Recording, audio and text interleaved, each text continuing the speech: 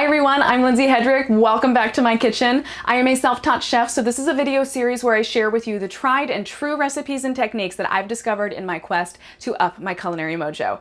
Today we're making something that I always try to have in my refrigerator for several reasons. It's just a great addition to sandwiches, it's perfect as a garnish on top of soups, mixed into salads for some extra added flavor, and honestly, just on its own, I'm pretty obsessed with it. So aside from the whole flavor bomb aspect of it, it is just insanely good for your body.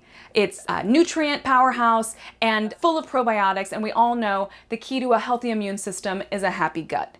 So, willkommen, Madame in mein Herr. Today, we are making sauerkraut. Okay, that's the worst German accent ever. I'm pretty sure that went French. Doesn't matter.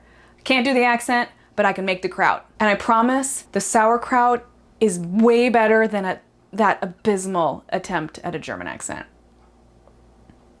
I tried. Let's make some sauerkraut. To make sauerkraut, really all you need is either red or green cabbage and pure, fine ground salt. My favorite is a pink Himalayan salt. It's optional, but I highly recommend adding whole spices such as celery seed and caraway seed. I like to do my fermentation in mason jars. 1 2-pound head of cabbage will pretty much perfectly fit a quart mason jar. You'll need something to pound your cabbage, something to weigh down your cabbage, and I like using these lids that are specifically designed to ferment in mason jars. The first thing you need to do is peel off an outer layer of your cabbage and use the mason jar lid as a guide. We're going to cut a circle the exact diameter of the mason jar. This is going to help our sauerkraut stay submerged in the brine while it's fermenting. Now cut and core your cabbage. A lot of store-bought sauerkraut has been pasteurized, so all of that good bacteria has been totally killed off. That's why making your own is so good for you. The fermentation process is the ideal environment to encourage healthy bacteria like probiotics to grow. Probiotics also make foods more digestible, which increases your gut's ability to absorb the vitamins and minerals they contain. I'm going to be doing my slicing in the food processor, but if you weren't going to use a food processor, just go ahead and slice your cabbage as thinly as you can at this point. Make sure you have a nice sturdy bowl that can handle some abuse as well. This isn't the place for glass or plastic. As you shred your cabbage, sprinkle each layer with salt. Once your cabbage is all shredded, finish with remaining salt and toss in your whole spices. Make sure to evenly distribute all the salt and spices throughout your cabbage, scrunching and crunching while you go.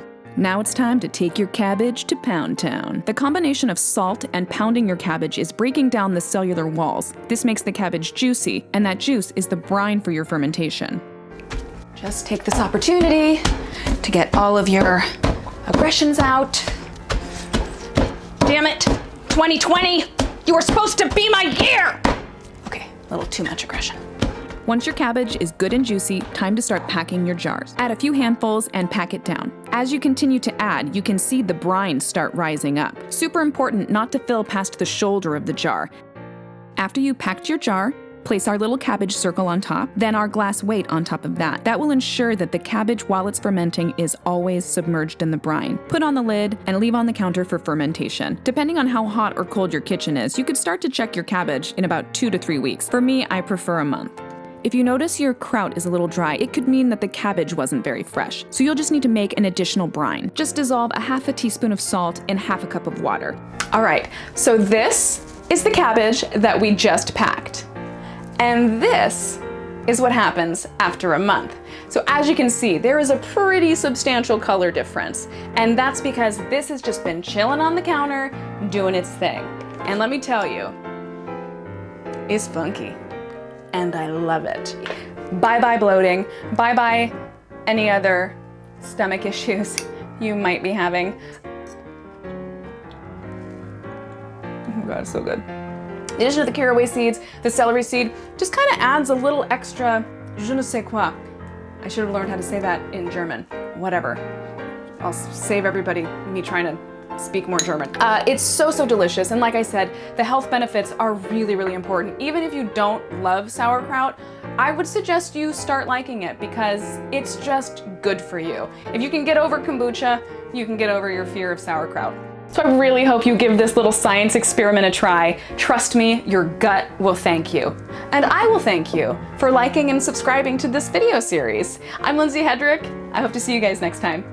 Bye. Who needs no stinking hot dog?